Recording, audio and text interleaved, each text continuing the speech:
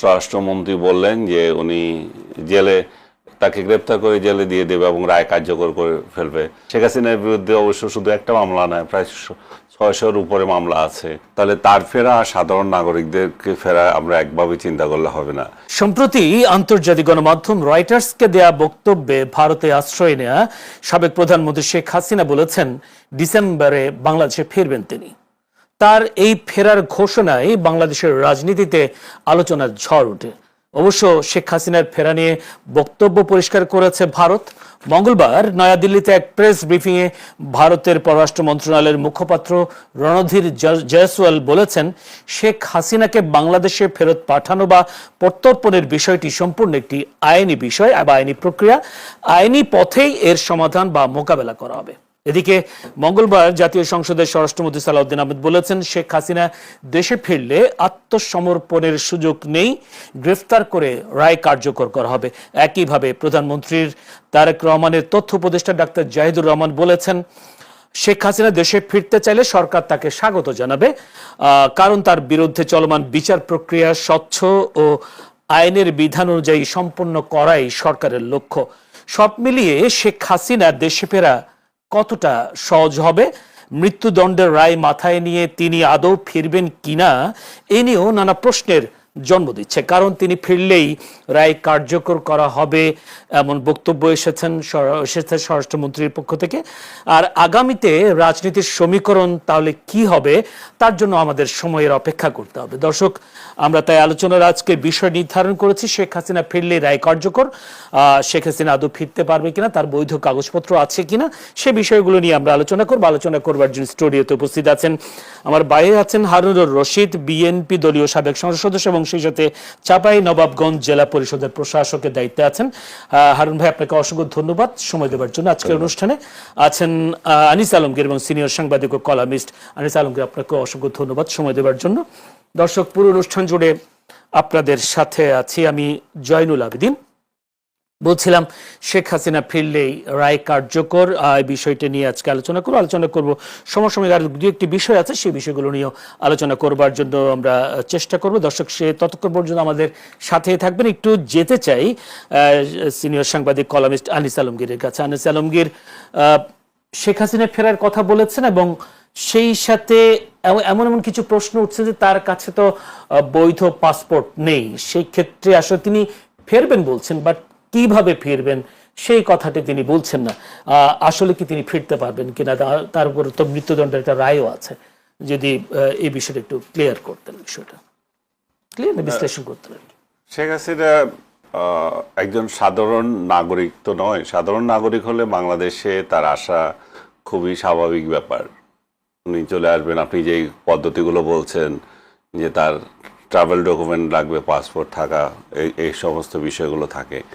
কিন্তু এখানে তো শেখ হাসিনার একজন রাজনীতিবিদ 15 বছর ধরে বাংলাদেশে শাসন করেছেন বা 15-16 বছর ধরে। তারপরে একটা অভ্যুত্থানের মাধ্যমে উনি ক্ষমতা থেকে সরে গিয়ে ওই দেশে আশ্রয় নিয়েছেন।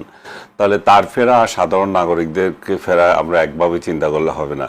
এই যে ট্রাভেল ডকুমেন্ট বা পাসপোর্ট, এগুলো খুব ঠুনকো বিষয়, এগুলো কোনো বিষয় না যখন উনি আসতে চান। এখন ওনার আসতে চাওয়া নির্ভর করছে দুইটা বিষয়ের উপর। একটা হচ্ছে যে দেশ থেকে উনি আসবেন, যেখানে আশ্রয় নিয়েছেন, সরাসরি বললে ভারত এবং বাংলাদেশের বর্তমান সরকারের মধ্যে বোঝাপড়া। আরেকটা নির্ভর করছে যে এই অঞ্চলকে কেন্দ্র করে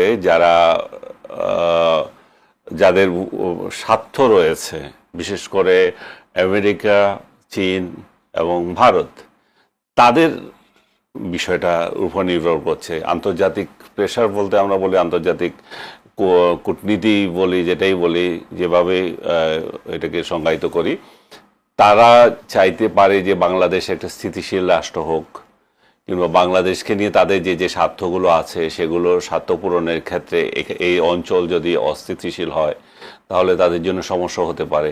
তো এই দুইটা ইস্যুর উপর নির্ভর করছে, দুটা দেশ, ডাইরেক্টলি বাংলাদেশ এবং ভারত, আরেকটা হচ্ছে আন্তর্জাতিক এই অঙ্গন।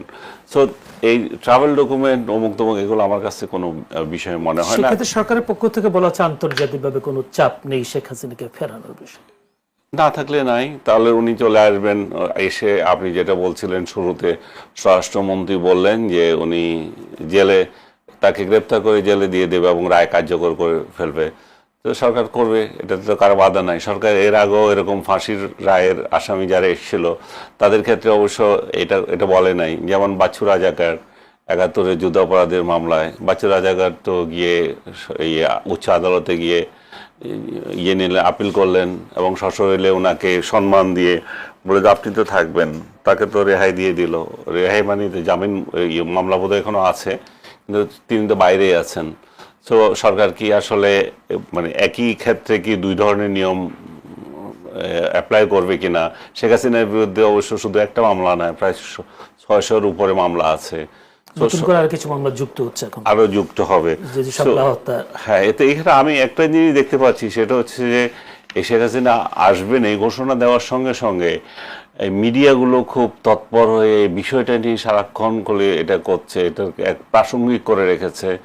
আরেক দিক থেকে সরকার, যারা এতদিন ধরে বলছে যে আপনি আসেন, আপনাকে বিচার করব, চিঠি পাঠাচ্ছে, তাদের মধ্যে এক ধরনের মানে এটা কি বলবো, প্রতিক্রিয়া দেখা দিচ্ছে যে তাকে প্রতিহত করা হবে। আসলে আপনি সে শব্দটা বলছিলেন, একযোগে তাকে প্রতিহত করা হবে।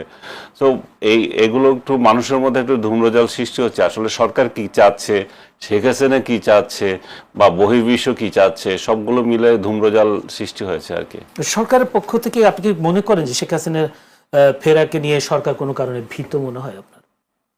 এক ধরনের ভীতি তো থাকতে পারে, কারণ এটা স্থিতিশীলতা নষ্টের একটা বিষয় থাকে। শেখ হাসিনা যখন আসবেন তখন তো তার দল, এখন মনে করেন যে অবস্থা, যে এটা বঙ্গবন্ধু পরিবার কেন্দ্রিক দলগুলো, যেমন জিয়া পরিবার কেন্দ্রিক দল, এখন যে বিধ্বস্ত অবস্থায় আছে তারা, নেতা নেত্রী সবকিছু মিলিয়ে তারা তো এখন খুবই বিপর্যস্ত অবস্থায়। এই অবস্থায় শেখ হাসিনা যখন আসবেন তখন একটা চাঙ্গা হওয়ার বিষয় থাকবে। এই সরকারের পক্ষ থেকে বলা হচ্ছে, বারবার চিঠি দেওয়া হচ্ছে ভারতের পক্ষ থেকে কোন ধরনের এই চাঙ্গা হওয়ার যে বিষয়টা রয়েছে, সে চাঙ্গা তখন এটা মাঠ পর্যায়ে কতটুকু থাকবে সেটার উপর নির্ভর। আবার একদিক দিয়ে তিনি আদালতে, যদি উনি তো বলছেন আত্মসমর্পণ করবেন, আত্মসমর্পণ যদি করা হয় তখন আদালত কি আচরণ করছে, আদালত কি তাকে ন্যায় বিচার দিচ্ছে কিনা, ইন্টারন্যাশনাল এরিনা থেকে এটা পর্যবেক্ষণ করা হবে। এখানে কতটা স্বচ্ছতা যাচ্ছে, সরকারের তরফ থেকে এটাকে কতটা ন্যায় বিচার দিচ্ছে, সবগুলো মানে বিষয়ের উপরে নির্ভর করছে যে আসলে তখন কি পরিস্থিতি দাঁড়ায়।